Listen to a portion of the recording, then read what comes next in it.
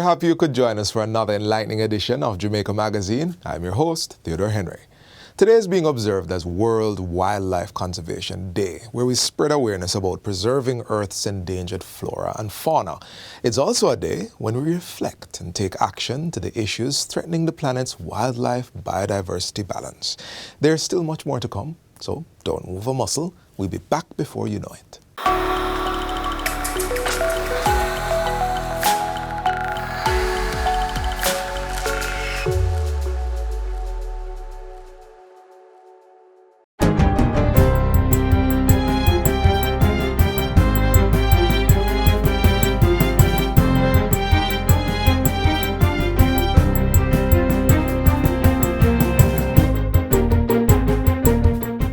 Good day, I'm Lisa Rowe and this is your JIS News for Wednesday, December 4, 2024. The government has extended all 7 zones of special operations, ZOSOs, for an additional 180 days, set to expire on June 23, 2025. This applies to the areas of Savannah Lamar, Mount Salem, Norwood, Denham Town, August Town, Greenwich Town and Parade Gardens. Deputy Prime Minister and Minister of National Security Dr. Horace Chang moved the motions for the extensions of the ZOSOs during Tuesday's sitting of the House of Representatives. He says the decision was taken on the advice of the National Security Council and in accordance with the Law Reform Zones of Special Operations Act. It is intended to ensure that the tangible progress achieved in these communities is sustained. Within the zones, we have invested heavily in infrastructure rehabilitation, including water systems, sewage, solid waste management, electrification, zinc fence removal, and school rehabilitation as part of infrastructure development. Enterprise development have providing business development training, equipment and supplies, and assistance with business registration and, in fact, entrepreneurial grants across a number of these areas. Minister Chang asserts that the extension of the ZOSOs reaffirms the government's dedication to maintaining peace, stability, and development across Jamaica. The first cohort of farm workers to be facilitated under the revised process for the Overseas Employment Program was guided through the procedures during a recruitment exercise on Thursday. Hundreds of candidates came out to the Jamaica Conference Center in Kingston for the opportunity to be selected for the program in Canada and the United States. Minister of Labour and Social Security, Pernell Charles Jr., says the revised approach to sensitizing potential employees on the work that is required of them and provide further guidance underscores the no one left behind policy of the government.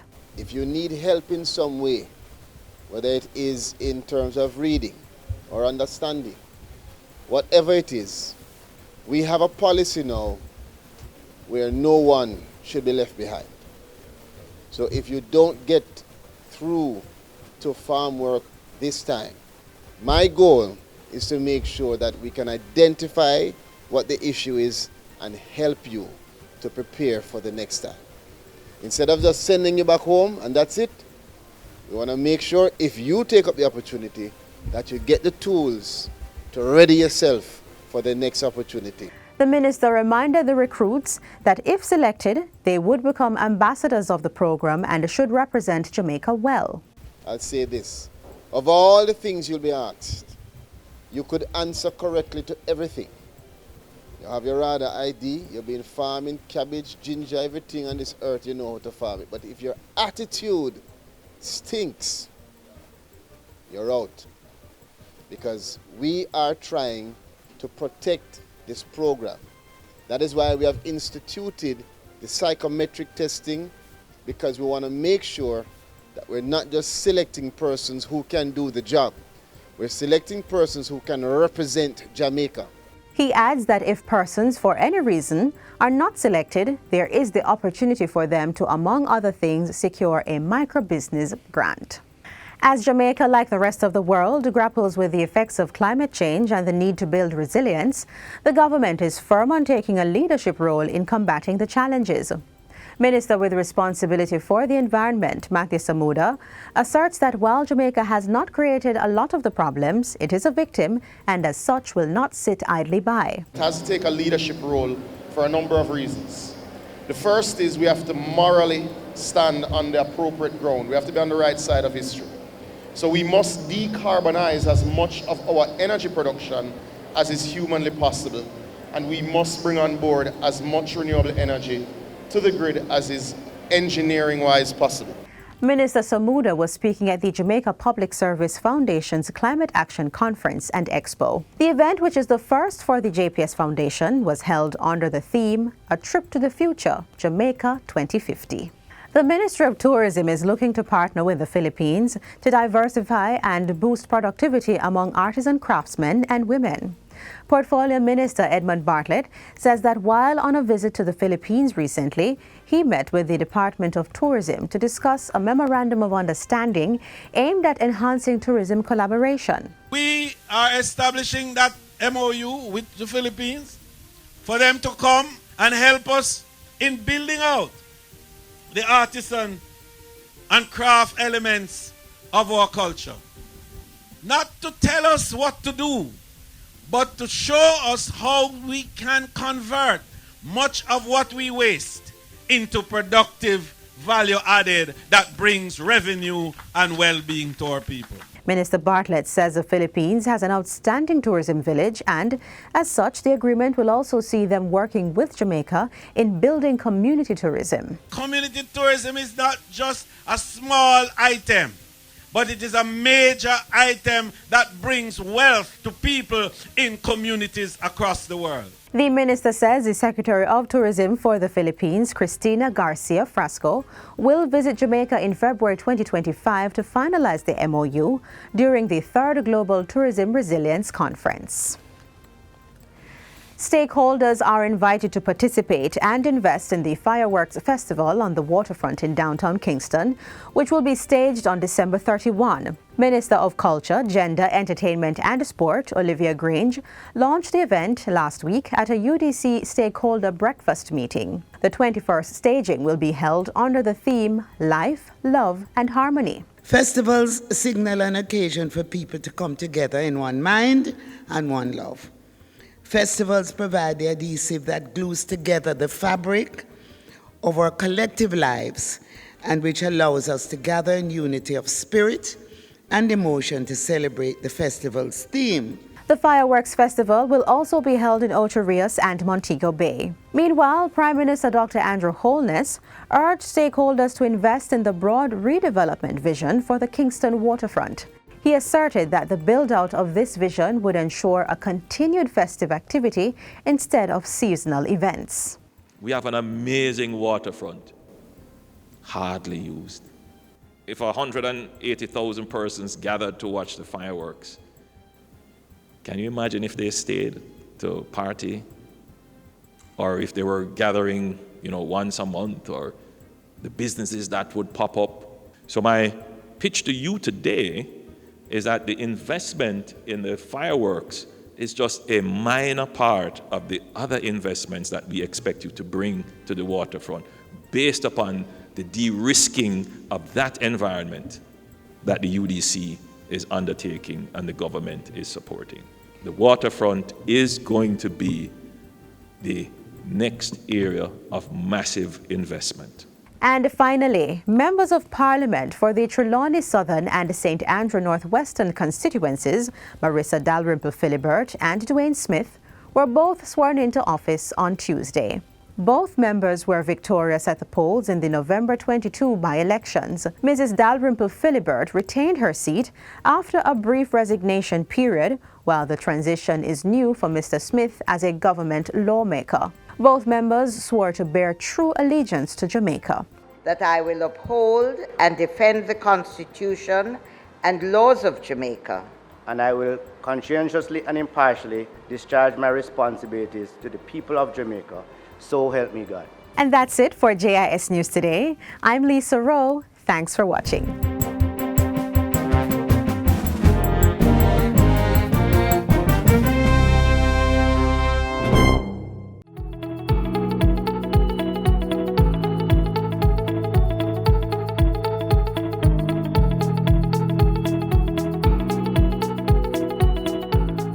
I really hope that those who are listening to my voice will take an introspection of themselves and check out how they have been operating the motorcycle. Are you operating with a helmet, an elbow pad, a knee pad, a jacket, a shoulder pad?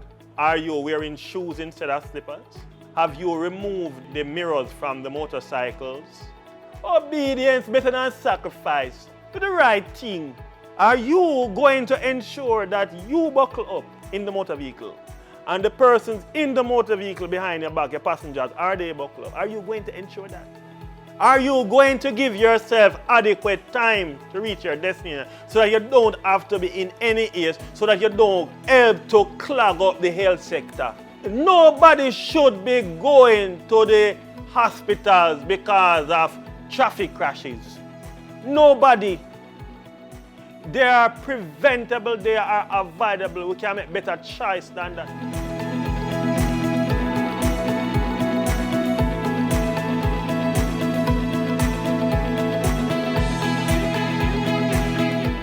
Composting is very important as it reduces waste and it improves the health of the soil by adding organic nutrients. But there is more to it, and we'll share that with you next.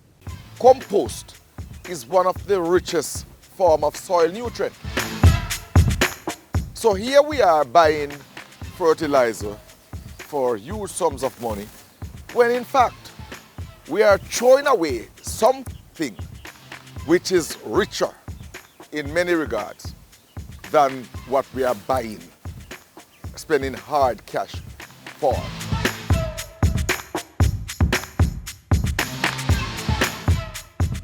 We, from time to time, do what we call garbage characterization survey.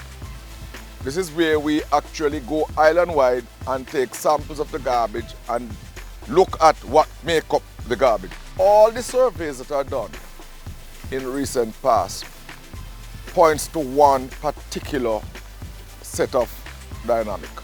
The compostables are always the highest. 67% in some survey, 65% in some. We eat vegetables.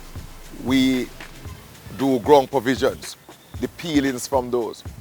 We use cardboards, newspapers, lots of stuff that can be broken down and can be put to good use. With such a high percentage of the solid waste being compostable, we are therefore forced to look at how we're going to manage in the best way possible, in the most efficient way possible, that high percentage of the garbage. Composting is a rich form of soil that is broken down by microorganisms to become either fertilizer or soil. Now we're going to do a demonstration to show you how we can do it. First, if we're starting, this is our kitchen waste. So if you're starting a compost bin at home, you need to get your kitchen peel, your banana, your lettuce, your cabbage, your tomatoes, and you cut them in finer particles. It will make it break down much faster. In order for the microorganism to work effectively, you need moisture, you need air, and you need heat. You can use a hand shovel or your hands. Too much moisture will allow the stuff to rot and it won't decompose. And if it is too dry, the microorganisms won't be able to work effectively. So you need to get a right mixture. If you squeeze it with a fist, you shouldn't have any water running out of it. If it's dripping, it is okay. If it is running out of it, that means you have too much water. So now this is our compost. If you keep this moisture in your compost, it will give you a maturity rate of 3.5 months. And you'll get this final product, which is this right here. Compost, what it does, the longer it stays into the ground, is the richer it becomes.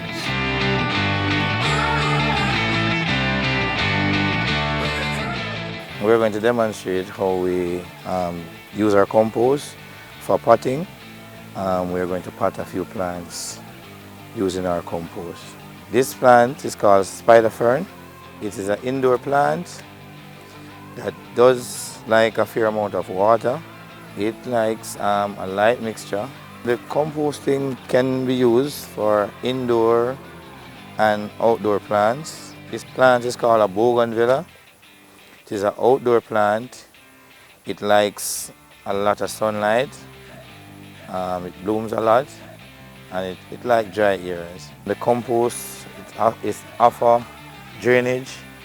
It doesn't keep the water too long. This is now 6 weeks old, and this is 3 weeks after being planted as a seedling using our compost.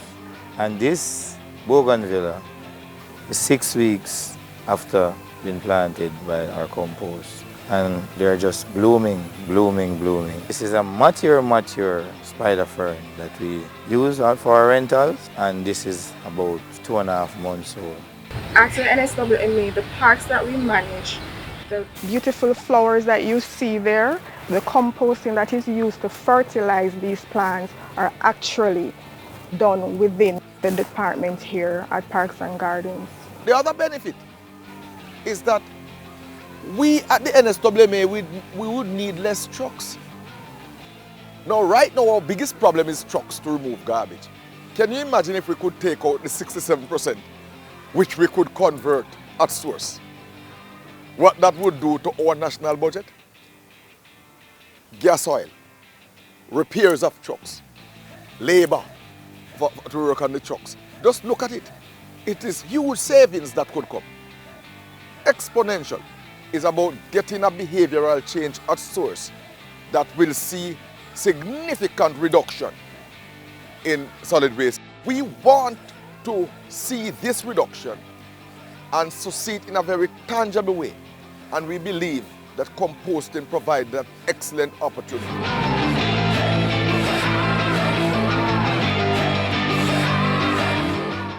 Our oceans are coming under environmental threats. There are 3 major environmental threats. They call it the triple planetary crisis, and there's no area of the world that is immune to these challenges. Challenge 1 is climate change. Challenge 2 is biodiversity loss. Challenge 3 is pollution. Climate change is the warming of our atmosphere. It is the changing of our weather patterns. We know that it's because of carbon dioxide and carbon monoxide being released into the environment at a rate that the environment can't absorb it. What that's causing is warming of our oceans at a rate which is frightening. It doesn't allow the organisms that live in your ocean to adapt as fast as they need to. That's one of the things that's affecting biodiversity loss in the oceans. If people use unsustainable fishing practices, then you take more fish than you need. You don't allow the oceans to replenish itself and to be as healthy as it can. So when you have people that use nets that are too small or fish out baby parrotfish, they are committing a crime in some cases, but they're actually harming the ocean that you own a part of. The third issue, which we have the capacity to deal with, is the pollution issue. To generate ocean wealth, we need to have ocean health.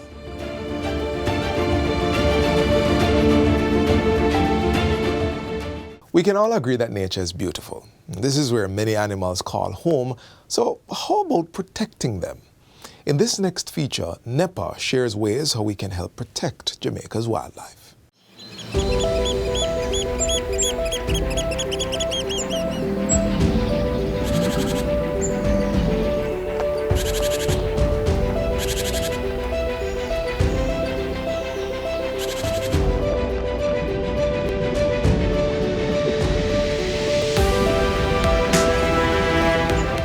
Bow your ears for a bit. Hear the trees wailing or the leaves grabbing your unwanted carbon dioxide, insects making a shrilling sound, and the tuneful noise of some unnamed and rarely seen creature reverberating within the bushes. Now open your eyes a bit wider. Watch ants band together in groups of hundreds, or wasps gathering wood shavings to build their next home, and birds preparing some sweet meal for your liking. All these make up the wildlife, those organisms that grow or live wild in any area. Wildlife conservation is an attempt to preserve either a species or a population of a particular species, and by doing so, you in effect are also preserving its habitat because the species doesn't exist on its own. And there are different types of conservation. You have what they call in situ conservation, which is conservation within its natural habitat, and that is usually the aim of all most, if not all, conservation efforts. And you have ex situ conservation, where you're trying to preserve the animals in a not so natural state, for example, in a zoo or in a controlled park area. And again, the goal is usually when their natural habitat is improved or protected in some way, then they try to repatriate those species back into their natural habitat. And preserving the wildlife should be an important part of the human agenda. Here's why. It promotes the continuation of native plant species. Small animals like bees, butterflies, and our very own doctor bird play an important role in food production.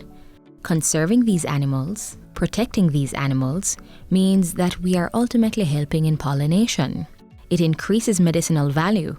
Plants are a major source of medication, but so too are animals.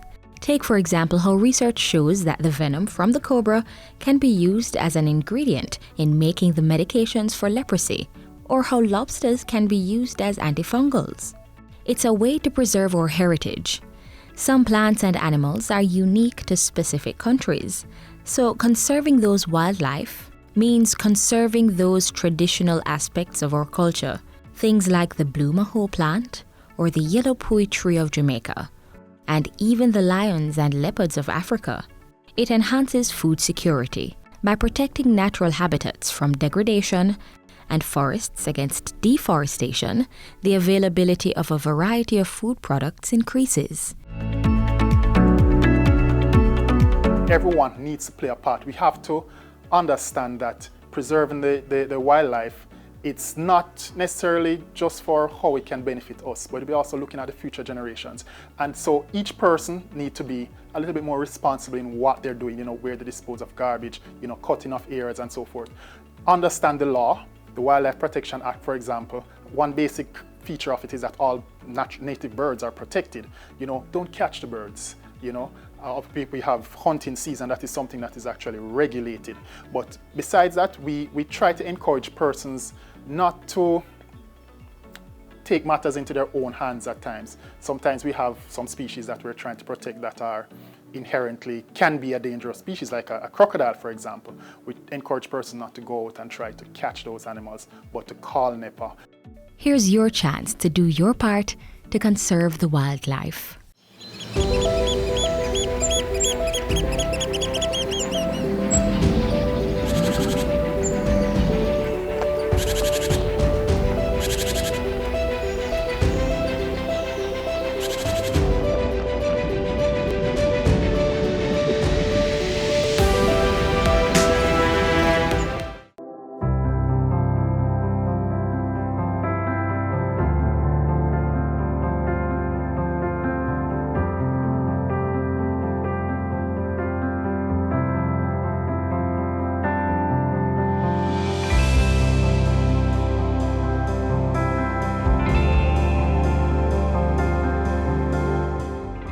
In a fast-paced world, it's easy to act on autopilot.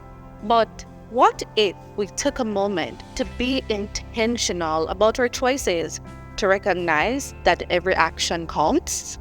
Small intentional actions can create a ripple effect. A simple smile, a helping hand, or a kind word can change someone's day and inspire them to pay it forward. Being intentional starts with mindfulness. Practice gratitude. Choose kindness in your interaction. Every choice we make has the power to inspire, uplift, and create a better world. Take a moment each day to be intentional.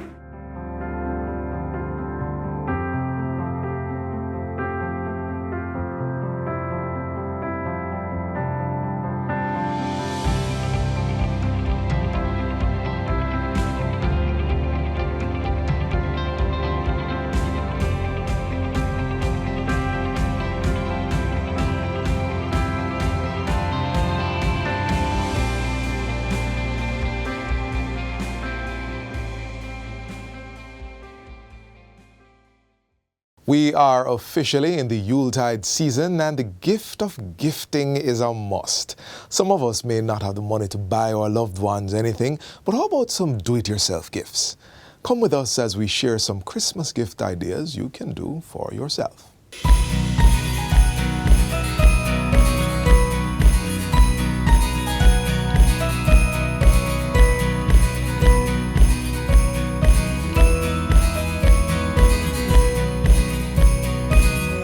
Tis the season for spreading joy and showing our friends and family that we care.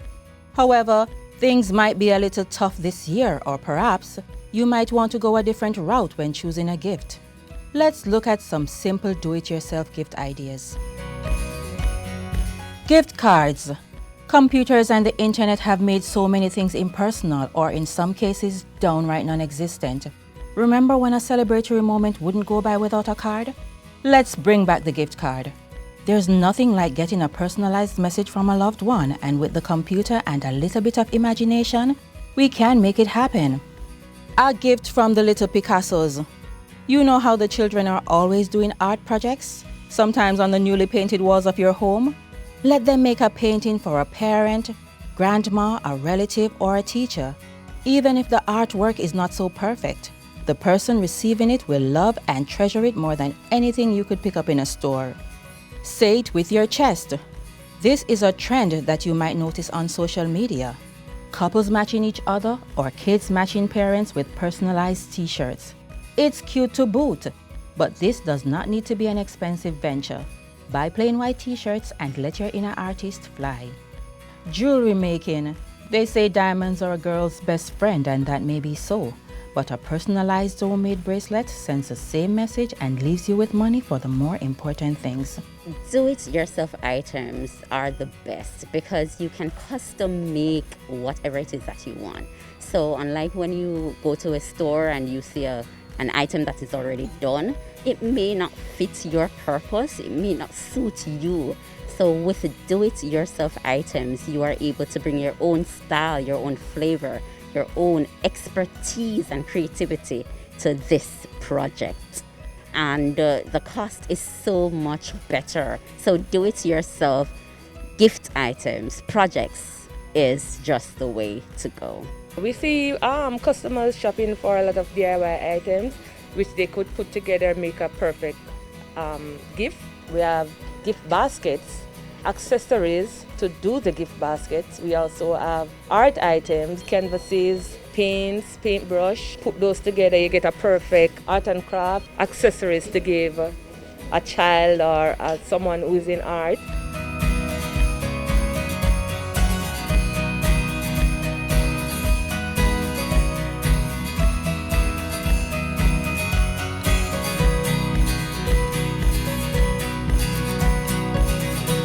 And that's a wrap for us here today, but be sure to join us tomorrow on this same station for another program that is geared to keep you informed. Until then, visit our website, jis.gov.jm, for this and all other happenings. On behalf of the entire production team, I'm Theodore Henry, leaving you with this quote: "The wildlife and its habitat cannot speak, so we must, and we will."